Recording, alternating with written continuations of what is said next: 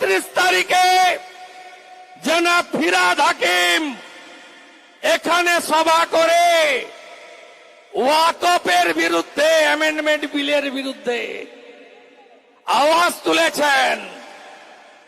তৃণমূলের সাংসদ কল্যাণ ব্যানার্জি এই মঞ্চ থেকে 5, 15, 25, 50 যেখানেই নামাজ হবে সেটাই ওয়াকফের প্রপার্টি হবে, এখান থেকেই ঘোষণা করেছেন।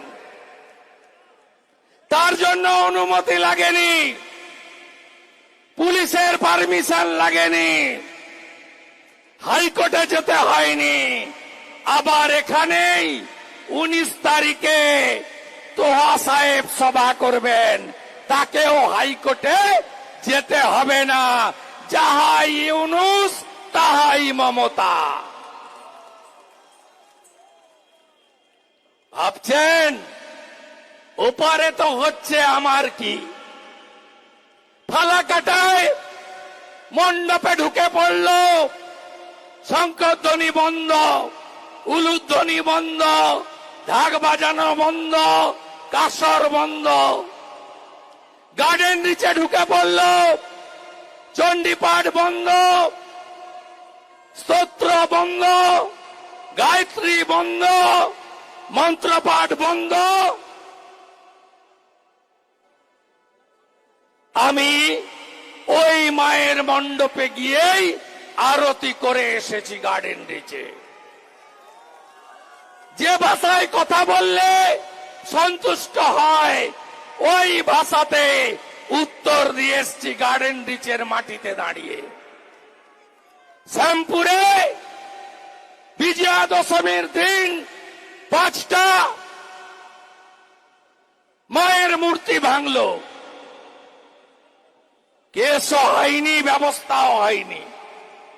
বাউড়িয়ায় নিরঞ্জন মিছিলে ঢিল ছুঁড়ল, রাজাবাজারে কালী পূজায় হামলা করল, বেলডাঙ্গাতে নাকি সব হিন্দু মন্দির মুসলমানরা পাহারা দিয়েছে। আমার কথা নয়, বিধানসভায় মমতা ব্যানার্জির কথা। 50টা মন্দির ভেঙেছে। আইসি জামাল মন্দির সারাতে ব্যস্ত। 200 দোকান লুট হয়েছে, 500 বাড়িতে হামলা করেছে। 10 দিন ধরে 163 ধারা জারি করে সন্ত সমাজ, হিন্দু সমাজ, মানবাধিকার সংগঠন, বিরোধী দলনেতা সহ বিরোধীদের বেলডাঙ্গায় প্রবেশ করতে দেয়নি। তাই দুজনের মধ্যে কোনো পার্থক্য নেই।